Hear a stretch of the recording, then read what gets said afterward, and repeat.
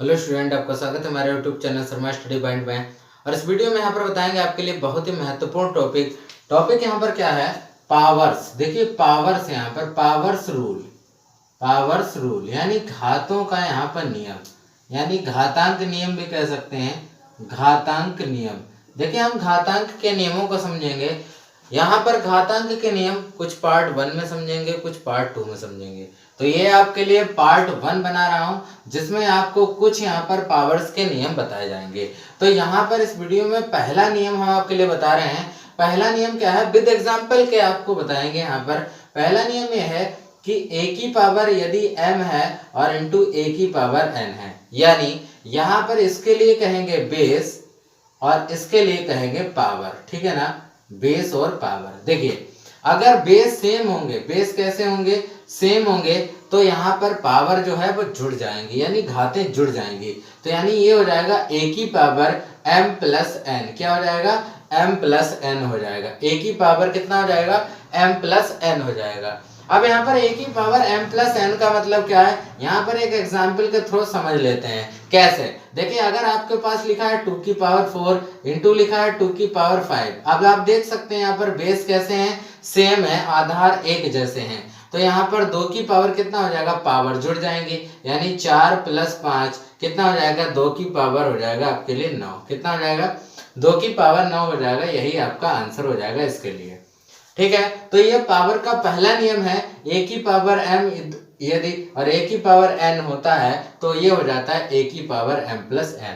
तो आपने with example इसको समझ लिया है। अगला यहाँ पर आपके लिए दूसरा नियम बताते हैं। देखिए दूसरा क्या नियम है, यहाँ पर a की पावर m और a की पावर n अगर यहाँ पर एक जैसे आधार होंगे और भाग में होंगे तो यहाँ पर भाग में घातें घट जाएंगी, यानी m माइनस n। क्या हो जाएगा, a की पावर m माइनस n हो जाएगा। देखिए यहाँ पर कर लेते हैं, a की पावर m माइनस n हो गया।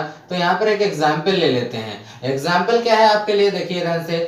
यहाँ पर लिख लिया मैंने 2 की पावर, यही एग्जाम्पल ले लेते हैं, 2 की पावर 4 और यहाँ 2 की पावर 5 हो गया। तो यहाँ पर देखिए एग्जाम्पल समझिए, 2 की पावर कितना हो जाएगा, 4 माइनस 5, यानी घाते घट गए।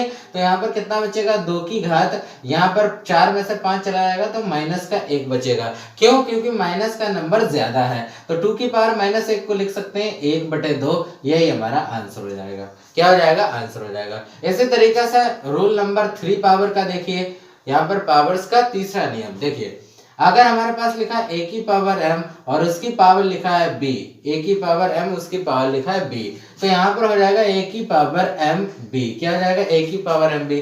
जब भी पावर के ऊपर पावर लगी होगी तो यहाँ पर उनकी हो जाएगी गुणा। क्या हो जाएगी, गुणा।